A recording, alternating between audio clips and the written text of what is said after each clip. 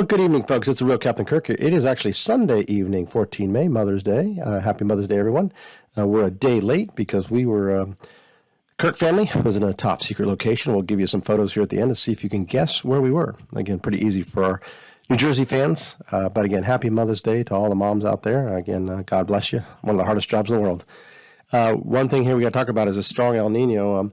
IRA models have actually been inching up and up and up and up, more in line with the CPC models here on the right, which have been predicting a epically strong El Nino. I think that's still overdone, maybe a bit, but both model outputs are pretty much predicting a strong El Nino, again, by this summer, fall. So it will have huge implications across the world with the weather patterns and all sorts of impacts. But again, strong El Nino for sure. It simply just means the warming of the Equatorial Pacific here. So these yellow, oranges, and reds off of Peru into the Equatorial Pacific, they're just warming waters, much warmer than last year. Cooling waters in there in the Indian Ocean off West Australia. So that's a sign that El Nino is pretty much here, even not officially declared just yet. One way we can determine this also is just the drought cycle has ended. So the conditions of La Nina typically do create drought in Americas, North and South America. See, that's ended. Only 45% of the country now has drought to dry phases. Even that area of Texas and the plains is actually going to get some much needed rain, has had some much needed rain. So even that's starting to get eroded. We peaked at 85% of the country in dry to drought phases back on the 1st of November last year. So huge improvements, almost cut that in half here. As the La Nina cycle has ended. If we look at the tornadic activity, that's also on the uptick here. Again, common with a transitioning pattern here. So we added a lot last week, surprisingly, 128 tornadoes this past week, so up to 731 for the season, which is 25% above average, more than 4% more than last year, and a top 16% of history. So we'd have to tying 2017. So now this means that we're pretty much the most active seasons really since almost 2011. So it's a long time here. So a very active season. And we do believe this is going to continue here through the summer part of the tornadic season. If we look at the last week world summer here ending yesterday, 13 May here in the U.S., China just a hair warmer, 0.2 warmer last year, warmest in 5 years, fourth warmest in 38 years, so much above average national temperatures. 10% wetter than a year ago, wettest in 14th wettest in 38 years, so above average on that front as well.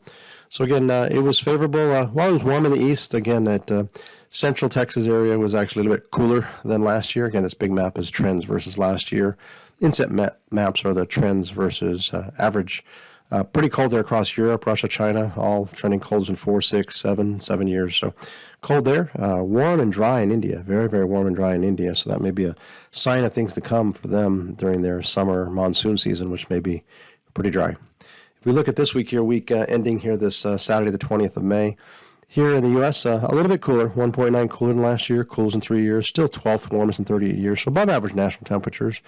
But I can see a map upper right is versus average. So cool pockets, again, throughout the pretty areas, maybe getting rain from Texas to the plains into the northeast, a little cooler than average, much cooler than last year if you look at map inset left there from Texas to the northeast. Rainfall, this might be a little bit underdone here, 23% drier than last year, driest in 9 years, fourth driest in 38, so much below average rainfall, but they're getting somewhere they need it. They're in the southwest parts of Texas. Could like to get some more of this into the Oklahoma, Kansas areas, and maybe we'll do that here next week. Looking at the U.S., now these are year-over-year weather trends here from April to May. So we had a really strong period. This is how retail sales would perform. Red bars are much warmer than a year ago. Blue bars much colder. And so that Easter week after Easter was just exceptional. There was a lot of retail reports that indicated very strong seasonal sales. And then things kind of tanked here for the last few weeks. And even this week, not so great.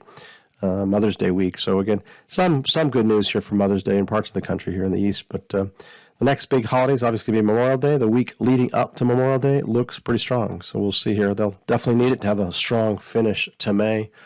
And if we look at that week here in a national view, before Memorial Day here, week ending the 27th, the Saturday the 27th, U.S. about 3.85 warmer than last year, warmest in 3 years, 10th warmest in 38 years. So really warm. The cool spots are going to be there from the southeast, east coast. So that's an important region for retailers. But again, the rest of the country looks pretty warm.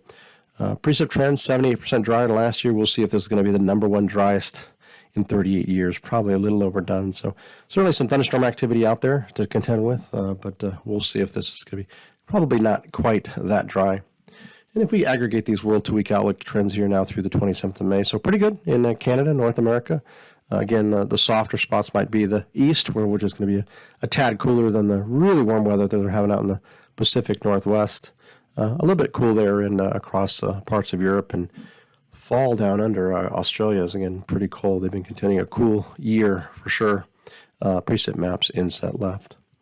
So we'll give you a hint. If you know your Garden State Parkway exits, a lot of folks in New Jersey like to say what exit they live off of, or where they live, or which beach they like to go to. So exit 105, that just narrowed it down big time for our New Jersey fans. Serena Italian Restaurant, palm trees in the sand. Simona's Mrs. Captain Kirk's favorite spot. So again, they put palm trees in the sand. They're not native, obviously, but you feel like you're in the tropics. So she was pretty happy here this Mother's Day. Palm trees yet to be opened up, but at least they are in the sand. So feel like you're a little bit in the tropics, even though we're not. So if you can guess what exit 105 and what beach we might be at, the Dolphin here probably narrows it down, and or the Ocean Place building here. We won't mention it full by name, but again, if you can narrow down where we were, that's where we were here this past weekend. So God bless you, folks. Have a great Mother's Day, what's left of the weekend here, and we'll be back a little earlier next week on Saturday. So have a great week.